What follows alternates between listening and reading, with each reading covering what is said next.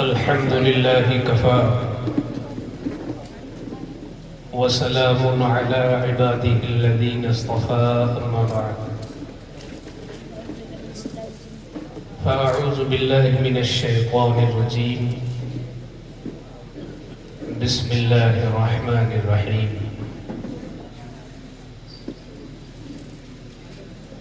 أولئك كتب في قلوبهم الإيمان وأيدهم بروح منه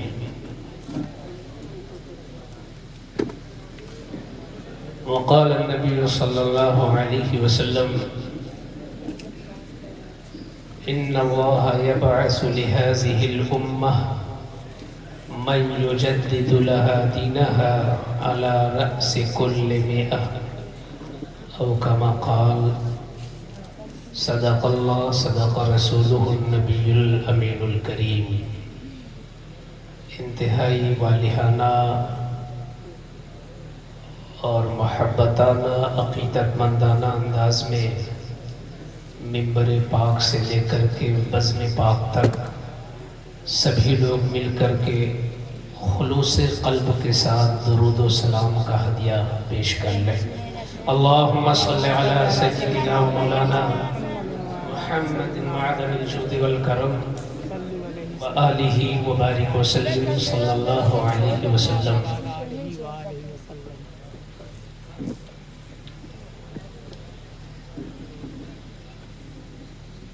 ہمارے سامنے جو اکثر ہمارے سامعین ہیں، یہ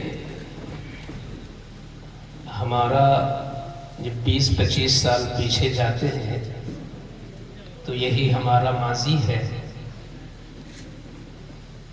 اور یہی لوگ ہمارے مستقبل بھی ہیں.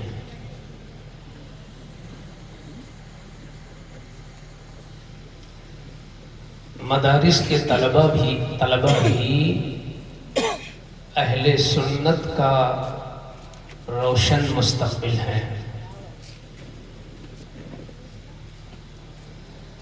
بڑی مسرت کی بات ہے، یہ کہیں نہ کہیں سے آپ کے بڑوں کی یہ تربیت ہے اور اچھی صحبت کا یہ نشان ہے کہ آپ نے بہت بڑے محسن کی یاد بنائی ہے اور بہت سارے لوگوں کے کندھے پر لدے ہوئے قرض کو آپ نے اتارا ہے. میں دعا کرتا ہوں کہ اللہ آپ کی کاوشوں کو قبول فرمائے اور اس کا بہترین صلہ دنیا میں بھی اور آخرت میں نصیب فرمائے. کل ہی سے مجھے بخار آنا شروع ہو گیا، یہ سوئے اتفاق. لیکن مجھے ایک چیز یاد آئی کہ جس عظیم اور عبقری ہستی پر مجھے کچھ لب کشائی کرنے کا موقع نصیب ہو رہا ہے، ان کی شان تو یہ تھی کہ اگر حضور کی عظمت اور ان کے ناموس کی بات آئی ہے تو سخت بخار کے عالم میں 8 گھنٹے میں کتاب تیار کر دی. تو کیا ہم چند جملے بول نہیں سکتے؟ پھر ہمارے داعی ہیں بالخصوص طلبہ. مدرسہ دارالعلوم مدینۃ العربیہ کے طلبہ ہمارے داعی ہیں. ایسا بہت کم ہوتا ہے کہ خالص طلبہ ہی کی دعوت پر آنا میسر ہو، تو یہ بہت عظیم دعوت ہے ہمارے لیے. کچھ چیزیں ایسی ہوتی ہیں جو کتابوں سے پڑھ کر سمجھ لی جاتی ہیں، اور بعض چیزوں کا علم مشاہدہ کر کے ادھر ادھر جا کر اور ماحول دیکھ کر دل کو یقین آتا ہے کہ ہاں یہ بات سچی ہے. ایک شاعر نے جو یہ شعر کہا ہے تو بہت پہلے اس کو جب سنتے تھے تو سمجھ میں نہیں آتا تھا کہ مطلب کیا ہے، کہ وادی رضا کی کوہ ہمالا رضا کا ہے، اور جس سمت دیکھیے وہ علاقہ رضا کا ہے۔ سبحان اللہ، سبحان اللہ۔ یقیناً جب میں نے کچھ سفر کیا تو میں نے یہ محسوس کیا کہ جس ریاست میں آپ پیدا ہوئے اس سے کہیں زیادہ چرچا تو دوسری ریاستوں میں اعلیٰ حضرت، اور اعلیٰ حضرت کے چرچے کے لیے نہ ہندوستان محدود ہے اور نہ صرف پاکستان تک میرے اعلیٰ حضرت ہیں، حدیں ختم ٹوٹ گئی ہیں اور ہر حد میں چلے گئے ہیں اعلیٰ، سبحان اللہ۔ بلکہ یوں کہو کہ جہاں جہاں سنی ہے وہاں اعلیٰ حضرت ہے۔ اور اعلیٰ حضرت صرف بطور ذکر نہیں ہے، اعلیٰ حضرت کا جو اگر ذکر بھی ہے تو بطور امام ہے۔ ایک زمانہ تھا جب فقہ کے بہت بڑے عظیم فقیہ بانی فقہ اسلامی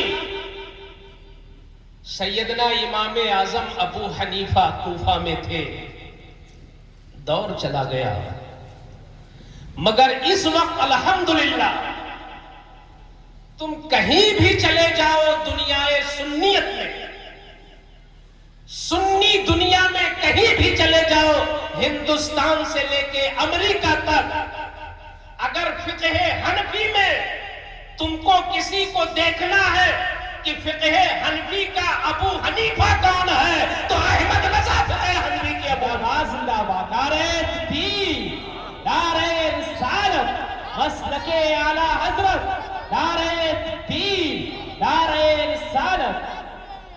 صدیاں پہلے جب کوفہ کی سرزمین پر علم و فضل کی موتیاں برستی تھی، سیدنا امام اعظم ابو حنیفہ کے چنے چنے شاگرد ہوتے، تلامذہ ہوتے، بلکہ ان تمام شاگردوں میں ایک شاگرد کا نام لے لوں جو امام اعظم ابو حنیفہ کی آبرو ہے، جو امام اعظم ابو حنیفہ کے داہنے ہاتھ ہیں، جو ابو حنیفہ کی فقہ کو زبان دینے والے، لباس پہنانے والے اور تحریر کا جامہ پہنانے والے ہیں، جنہوں نے تقریباً سیدنا امام اعظم ابو حنیفہ کی فقہ پر تقریباً 1000 کتابیں جنہوں نے لکھی ہیں، اس عظیم فقیہ کا نام ہے سیدنا امام محمد رحمت اللہ علیہ۔ یہ ہمارے علماء فرماتے ہیں کہ سیدنا امام محمد کو ابو حنیفہ کے دربار میں جو اونچا مقام حاصل تھا وہ یقیناً حاصل تھا، مگر آج کے زمانے میں اگر ابو حنیفہ پیدا ہوتے اور ابو حنیفہ اعلیٰ حضرت کو دیکھ لیتے، اعلیٰ حضرت کو پاتے، تو جو جگہ ابو حنیفہ کے دربار میں امام محمد کو تھا وہی جگہ اعلیٰ حضرت کو ملتا اور اعلیٰ حضرت اسی جگہ پہ۔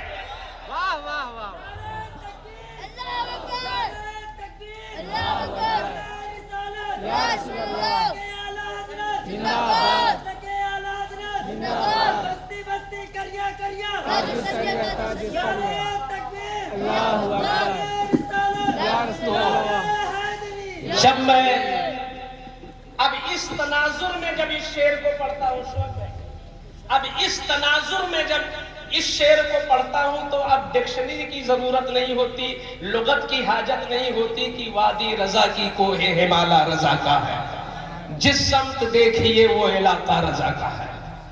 اوروں نے بھی لکھا ہے بہت علم دین پر، جو کچھ ہے اس صدی میں وہ تنہا رضا کا ہے۔ اور میرے مخدوم زادے، میرے پیر زادے، مارہرہ مطہرہ کی ایک بہت سوجھ بوجھ والی ہستی حضرت سید اشرف میاں مقدس ذلہ العالی کہتے ہیں کہ منارے قصر رضا تو بلند کافی ہے، تو قصر کا معنی تو آپ سمجھتے ہیں کہ محل، پھر محل اونچا ہو اور محل میں منارہ بھی بہت اونچا ہو. تو امام اعلیٰ حضرت کی جو عزت کا محل ہے، جو آپ کے علم و فضل کا جو محل ہے، اس پر جو منارہ لگا ہے وہ بہت اونچا ہے. منارے قصر رضا تو بلند کافی ہے. تو وہاں تک کہاں جا سکتے ہو؟ تو بہت بلند ہے. منارے قصر رضا تو بلند کافی ہے. تم اس کے پہلے ہی زینے پہ چڑھ کے دکھلا دو. قدوں کو ناپنے والوں، قد ناپنے چلے ہو، منارے قصر رضا تو بلند کافی ہے. تم اس کے پہلے ہی زینے پہ چڑھ کے دکھلا دو. فتاوی رضویہ تو یہ کرامت ہے، ذرا حقائق بخشش ہی پڑھ کے دکھلا دو. نعرے تکبیر، نعرے تکبیر، نعرے رسالت. عشق محبت، عشق محبت، عشق محبت، عشق محبت. نعرے تکبیر، نعرے رسالت. مجھے ایسا لگتا ہے کہ اعلیٰ حضرت کے نام میں کرنٹ ہے. یہ بہت پتے کی بات ہے. ابھی جو ہم سے پہلے بڑا بصیرت افروز خطاب ہوا، آپ کے ادارے کے استاذ الاساتذہ، بہت ہی قدیم اور سینئر استاد، واعظ اہل سنت حضرت علامہ محمد سعید نورانی صاحب نے جو آپ کی مختصر اور جامع تقریر کا نچوڑ تھا، وہ کیا تھا کہ آپ کی جو نسبت ہے مسلک اعلیٰ حضرت سے، اس پر کمزور دل بننے کی ضرورت نہیں ہے. گرو سے کہو ہم مسلک اعلیٰ حضرت والے ہیں. فخر سے کہو، فخر سے کہو، اور یہ ناز کرو کہ تمہیں اعلیٰ حضرت ملے ہیں. 50-60 سال کی بات نہیں کرتا، صدیوں میں ایسی ہستی نہیں آئی. یہ صرف سنیوں کی قسمت ہے کہ ان کے ہاتھوں میں دامن ہے اعلیٰ حضرت کا. اس لیے کبھی مایوس مت ہونا اور اس جملے کو تنگ مت سمجھنا کہ یہ بہت تنگ ہے مسلک اعلیٰ حضرت. ہم کیوں نام لیں مسلک اعلیٰ حضرت؟ یہ تو ایک ذات کا نام ہے. وہ ذات نہیں. اعلیٰ حضرت بظاہر تو ایک ذات تھے، 2 ہی ہاتھ تھے ان کے، 2 ہی ہاتھ، 2 ہی پیر تھے اعلیٰ حضرت کے. مگر اللہ کی قسم، یہ احسن العلماء کا بہت ہی ناکارہ مرید کی حیثیت سے بول رہا ہوں کہ اعلیٰ حضرت کے وجود میں 2 ہی پیر ہے، 2 ہی ہاتھ ہے، 2 ہی آنکھ ہے، 2 ہی کان ہے. مگر جو خدمت ہے اعلیٰ حضرت کی، جو کام ہے اعلیٰ حضرت کا، جو خدمت سنیت ہے اعلیٰ حضرت کی، اگر اسے ترازو میں رکھا جائے اور سینکڑوں علماء کے کام کو دوسرے ترازو میں رکھا جائے تو احمد رضا کا کام صرف سینکڑوں علماء پہ نہیں، ہزاروں علماء پہ بڑھتا ہوا نظر آئے گا. تب تمہارا دل کہے گا، تمہارا ضمیر بولے گا، تمہارا دل بولے گا، تمہارا اذہان بولے گا، تمہارے وجود کا ہر حصہ بولے گا کہ یقیناً داغ دہلوی نے سچ کہا تھا. ملک سخن کی شاہی تم کو رضا مسلم جس سب آ گئے ہو سکے بٹھا.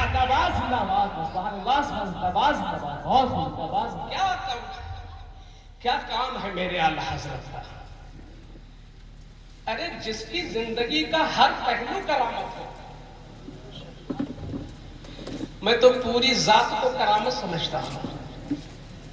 ایسے نہیں، عقیدت میں پڑھا اور سمجھنے کی میں نے کوشش کیا ہے اعلیٰ حضرت. آج سے 25-26 سال پہلے میں نہیں جانتا تھا کہ اعلیٰ حضرت کیا ہے. گجرات میں تراویح پڑھاتا تھا تو اس وقت کسی عالم نے مجھ کو سمجھایا تھا، وہ بات میں آپ کے بیچ بھی رکھا. انہوں نے کہا تھا کہ اگر واقعی تم کو اچھا عالم بننا ہے تو زیادہ سے زیادہ تم کو اعلیٰ حضرت کو پڑھنا پڑے گا.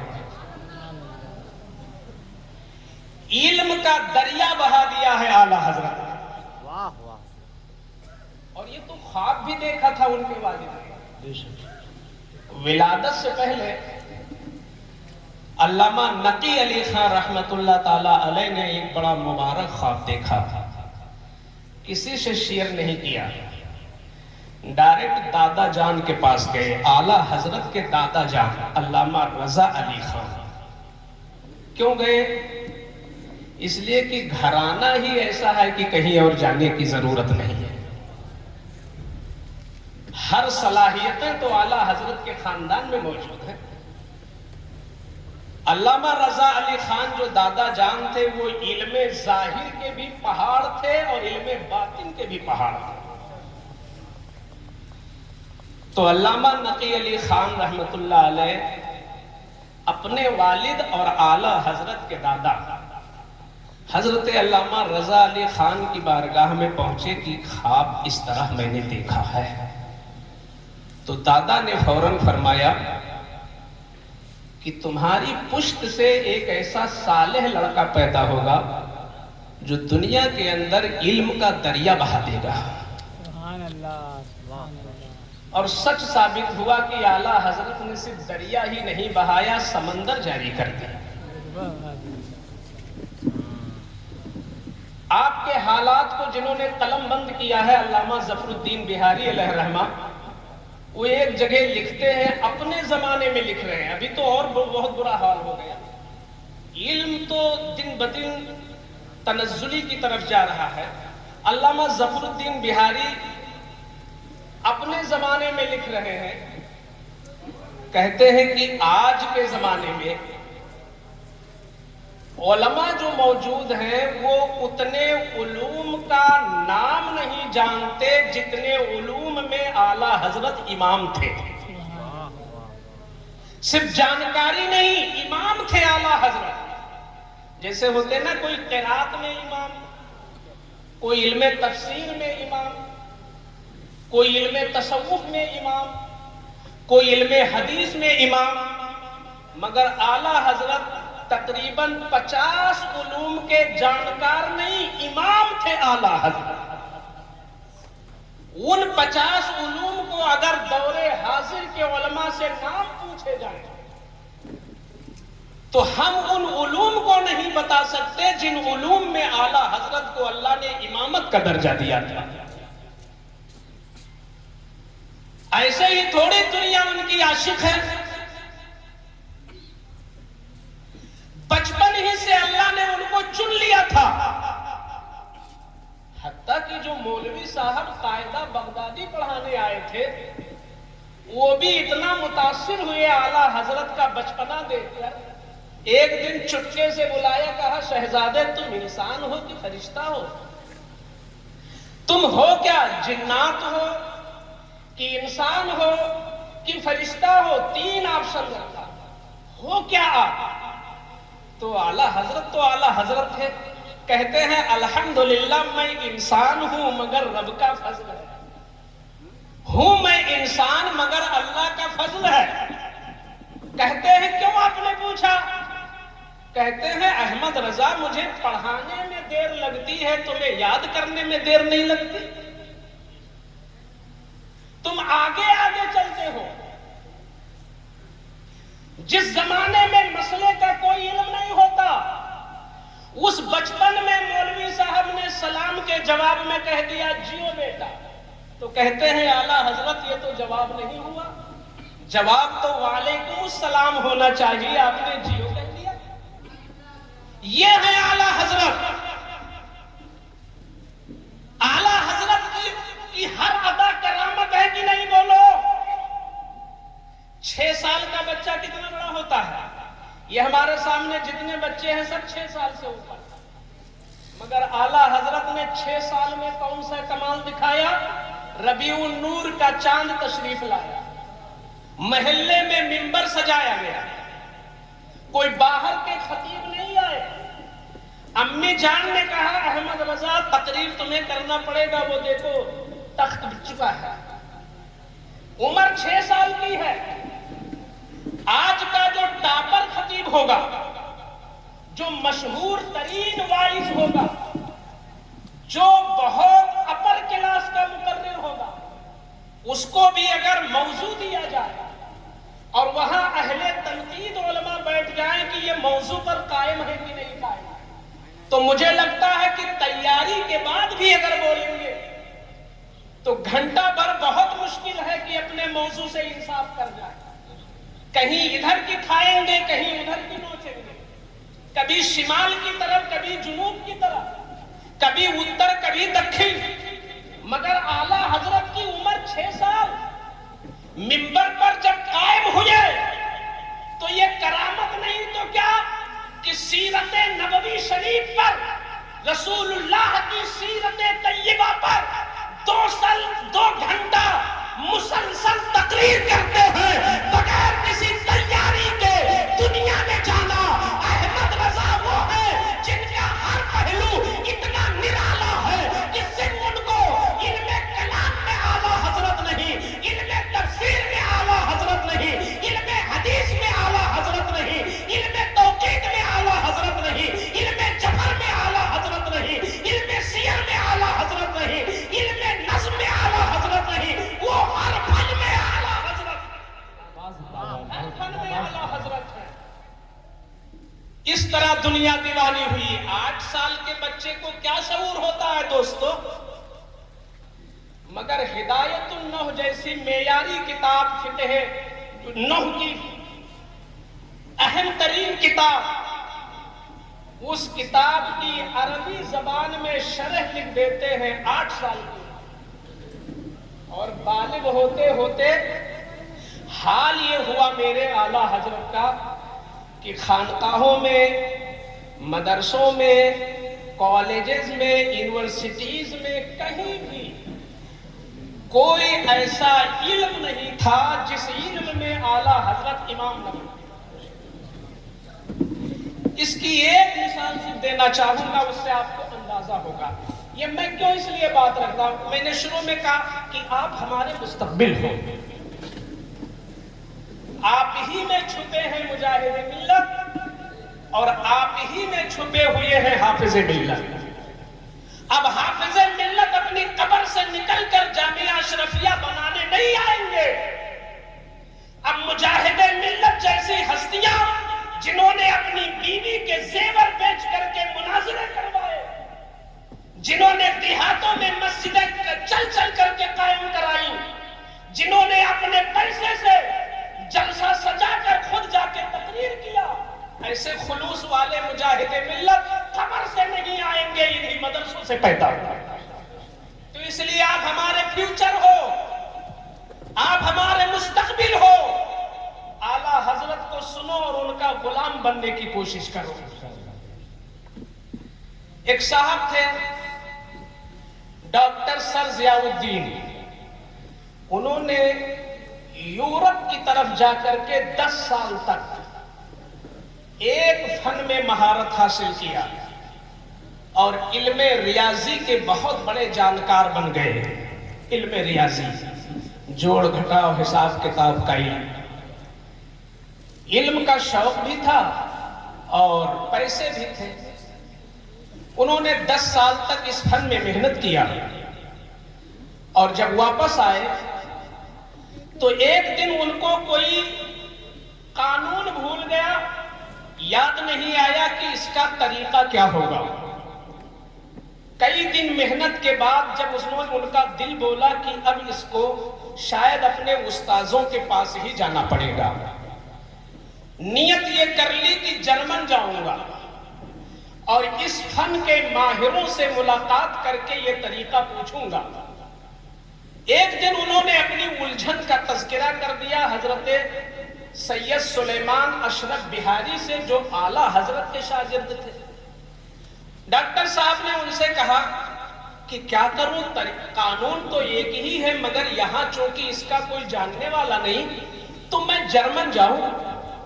تو سید صاحب نے کہا حضرت ڈاکٹر صاحب آپ جرمن جائیں بلا شبہ، مگر میری رائے یہ ہے کہ جرمن جانے سے پہلے بریلی چلے جائیں، پہلے بریلی شریف۔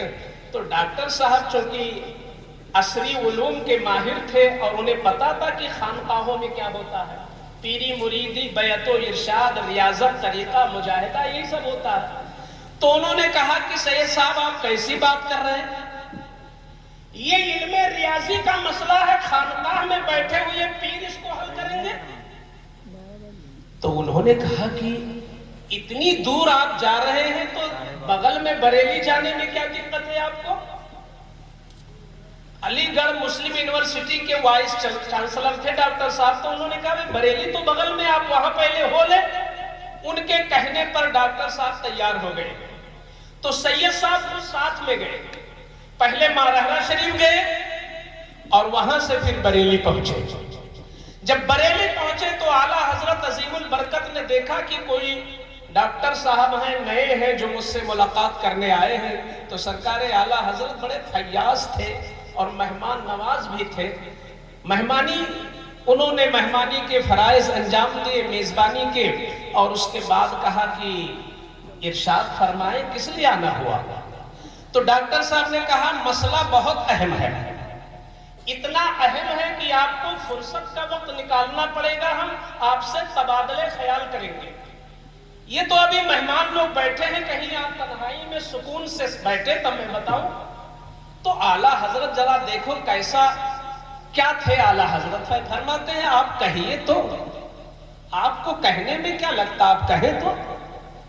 تو جیسے انہوں نے اس منجھلک مسئلے کو رکھا، جس مسئلے کو بڑے بڑے اس فن کے جانکار سمجھ نہ پائے جلدی کہ کہنا کیا چاہتے ہیں، جیسے ان کی زبان سے مسئلہ نکلا، اعلیٰ حضرت نے اس کا ایسا جواب دیا، ایسا تسلی بخش جواب دیا کہ اس مسئلے کا تو جواب ہو ہی گیا اور دوسرے دروازے بھی کھل گئے۔ تو ڈاکٹر صاحب ان کے اعلیٰ حضرت کے چہرے کو حیرت سے تکنے لگے اور کہتے ہیں کہ احمد رضا، میں تو سمجھتا تھا، اب تک صرف پڑھا کرتا تھا، سنا کرتا تھا کہ علم دو طرح کا ہوتا ہے، ایک علم کسبی ہوتا ہے جو کتابوں سے ملتا ہے، ایک علم وحی ہوتا ہے جو عطائی ہوتا ہے، اللہ اپنے مخصوص بندوں کو عطا کرتا ہے۔ یقیناً جس علم کا دروازہ آپ نے کھولا ہے وہ مارہرہ میں نہیں پڑھایا جاتا، وہ بریلی میں نہیں پڑھایا جاتا، یقیناً یہ علم آپ کو وحی علم ہے، اور میں نے دیکھ لیا کہ احمد رضا کی ذات وہ ذات ہے جن کے اندر کسبی علوم کا بھی دریا جاری ہے اور وحی علوم کا بھی دریا جاری ہے۔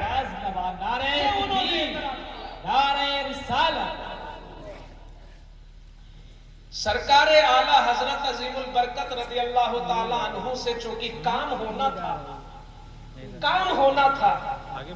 تو اللہ نے ان کو ایسی ذہانت عطا فرمائی تھی۔ یہ جو ذہن ہوتا ہے نا، جہاں باتیں محفوظ رہیں، یاد بھی ہو جائیں اور محفوظ بھی رہیں، دعا کریں کہ اللہ تعالیٰ آپ لوگوں کو حافظہ عطا فرمائے۔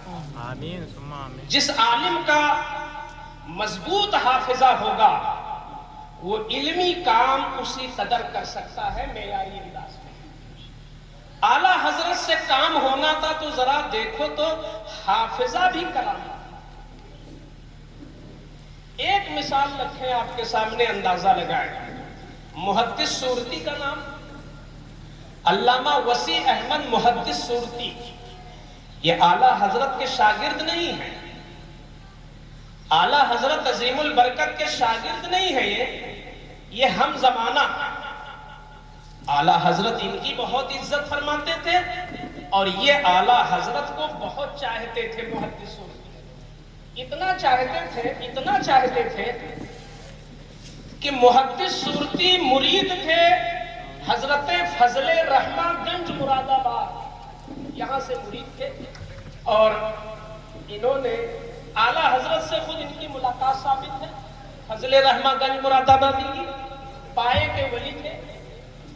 تو علامہ وسیع محدث سورتی کے یہ پیر و مرشد ہیں، اور بخاری کے استاد ایک دوسرے ہیں جنہوں نے محدث سورتی کو بخاری شریف پڑھایا ہے، لیکن جس محفل میں محدث سورتی کی شرکت ہوتی، چاہے وہ دعوت کی محفل ہو، چاہے وہ میلاد شریف کی محفل ہو، یا یوں ہی میٹنگ ہو، یا کوئی صحبت میں چند لوگ بیٹھ جائیں، تو محدث سورتی اتنے عاشق تھے اعلیٰ حضرت کے کہ کہیں نہ کہیں سے وہ اپنی محفل میں اعلیٰ حضرت لے آتے تھے۔ جو جس سے لگا ہوا ہوتا ہے اور جو جس سے متاثر ہوتا ہے تو اس کا تذکرہ خواہی نہ خواہی آ ہی جاتا ہے۔ محدث سورتی جو بہت بڑے محدث تھے، نہ مرید ہیں اعلیٰ حضرت کے، نہ شاگرد ہیں اعلیٰ حضرت کے، مگر چہیتے کتنے ہیں کہ ہر محفل میں ذکر رضا، کہیں نہ کہیں سے اعلیٰ حضرت کا ذکر۔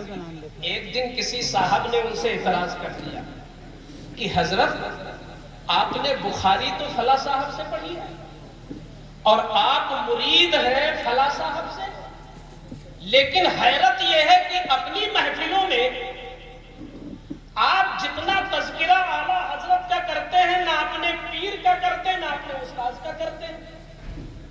تو یہ چیز ہمیں ذرا تشویش میں ڈالے ہوئے ہے کہ آپ جیسے زبردست عالم اپنے پیر سے اوپر اعلیٰ حضرت کو، اپنے استاد سے اوپر اعلیٰ حضرت کو، یہ کیا معاملہ ہے؟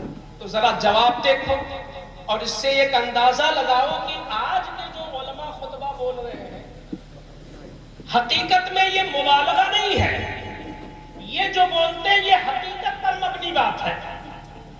محدث سورتی کیا جواب دیتے ہیں؟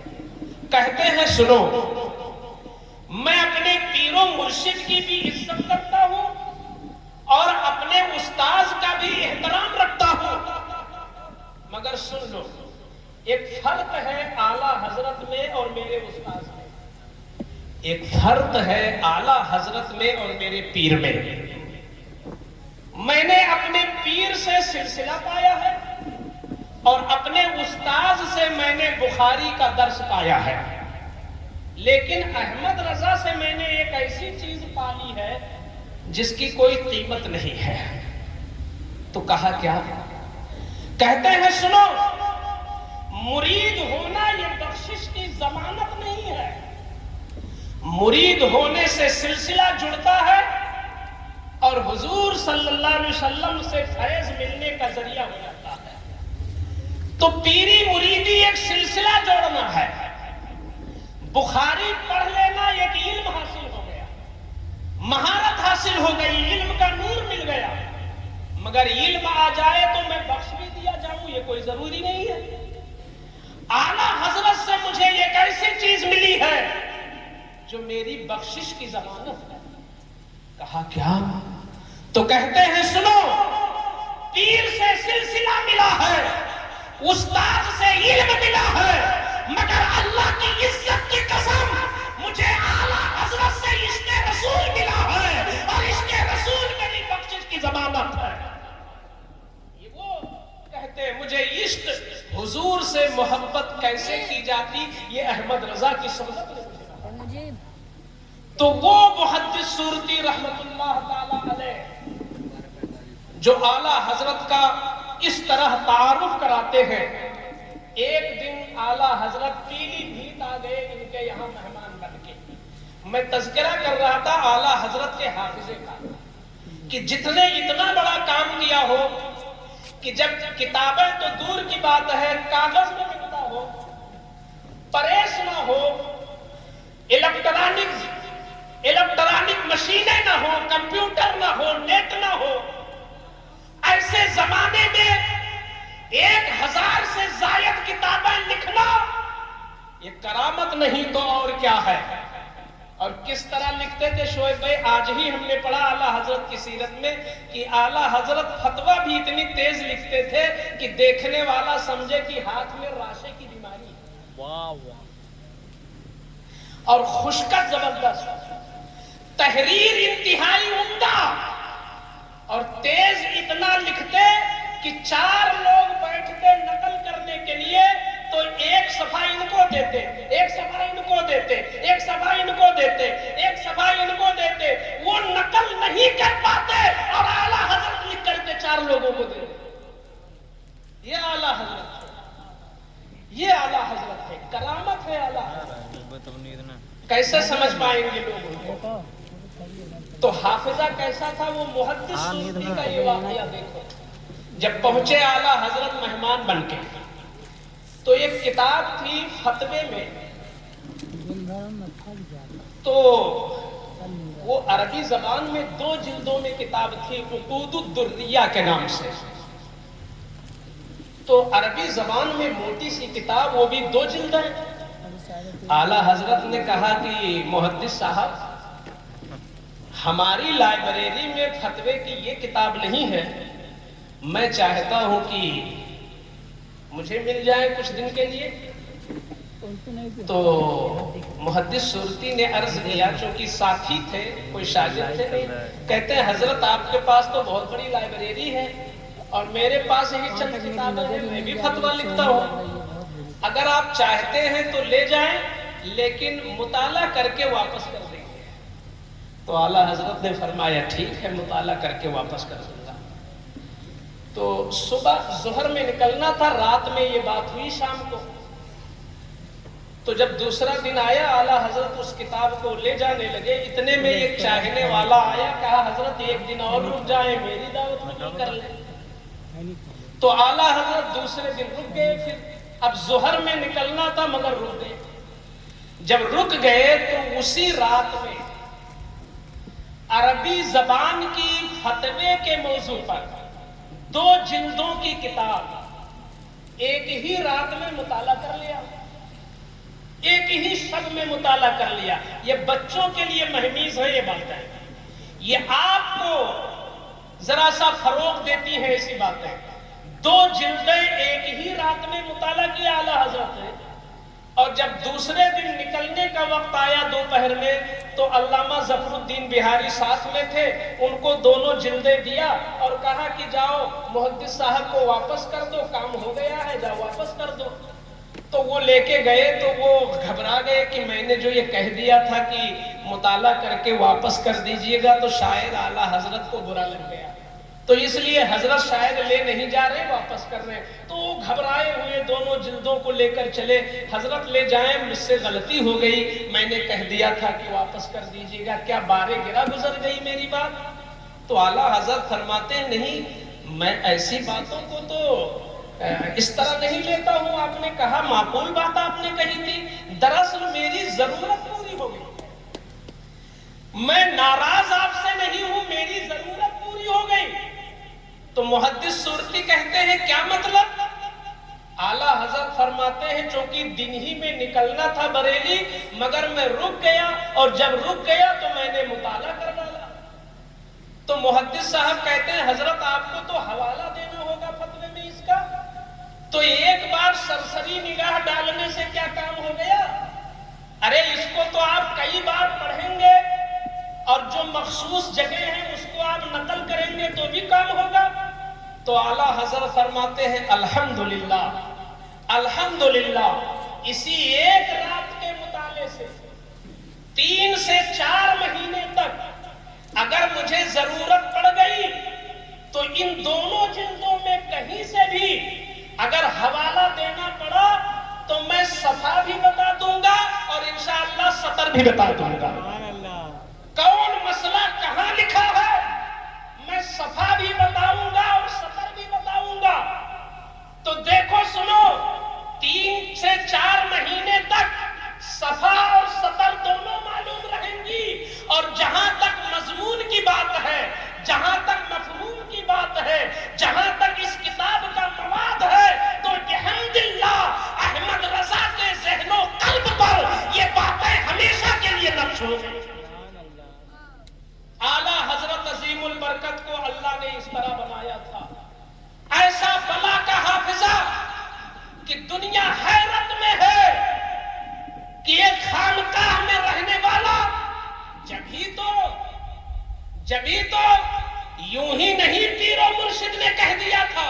आज कुछ लोग, मैं बड़ी माजरत के साथ ऐसे लोगों को मैं कहना चाहूंगा कि आप आला हजरत को जरा इंसाफ से पढ़ लें, इंसाफ से पढ़ लें। ऐनक तासुब का ऐनक उतार दे, عصبیت کا چشمہ اتار دیں، عدل و انصاف کا چشمہ لگا